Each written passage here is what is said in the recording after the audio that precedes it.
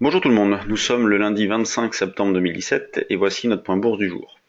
Nouvelle semaine, contexte identique, les marchés restent fermes malgré la hausse des tensions entre les États-Unis et la Corée, puisque ce week-end des bombardiers américains ont volé près des côtes nord-coréennes et le ministre des Affaires nord-coréen a indiqué que les propos et le comportement de Donald Trump rendent inévitable la venue des fusées nord-coréennes sur l'ensemble du territoire continental des États-Unis.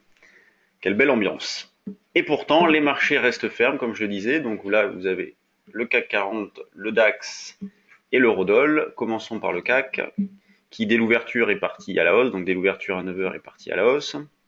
Donc difficile d'acheter dans ce genre de situation. Il faut se contenter de petits replis pour acheter. Nous étions placés un petit peu plus bas ce matin dans la zone des 4240, 4200, 5240, 5250. L'idée maintenant peut être de rapprocher ce niveau de prix autour de 5260. Là, pour privilégier des écarts rapides, vu le contexte, vu le manque de volatilité. En ce qui concerne le DAX, on se retrouve dans la même situation avec une ouverture à 8 heures sur les points bas de 8 heures vendredi et voilà le DAX qui est reparti à la hausse tout de suite, revenant sur ses prix de vendredi soir en clôture.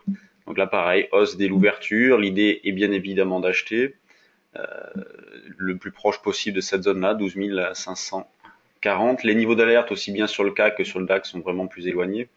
Sur le CAC, par exemple, on va considérer que avant 5140, 50, il n'y a absolument aucune alerte.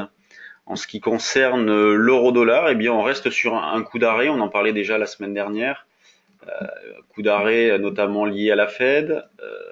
Mais depuis, bon, l'euro-dollar s'était bien repris. Vous voyez, donc la Fed, c'est ici. 150 pips perdus en quelques minutes. Et derrière, ben, le Eurodollar avait repris du terrain.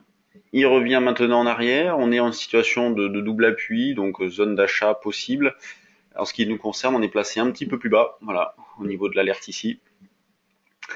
On considère toujours que tant que le marché évolue au-dessus d'un 18,20 et surtout un 17,50, eh bien, il n'y a absolument aucune alerte. Mais il faut être méfiant. On reste sur un petit coup d'alerte, donc on peut tenter des petites anticipations autour d'un 18,70 par exemple, et sinon et surtout attendre des signaux techniques. Le timing peut être important dans ce genre de situation.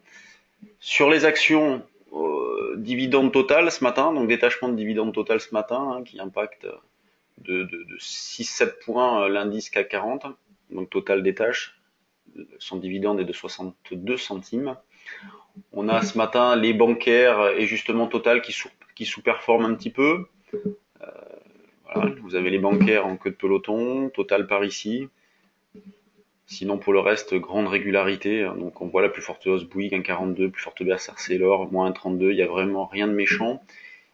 On suit toujours Sanofi de près, puisque sur le trade du jour action, nous l'avons rentré en portefeuille la semaine dernière. Et nous avons rentré une autre valeur également ce matin.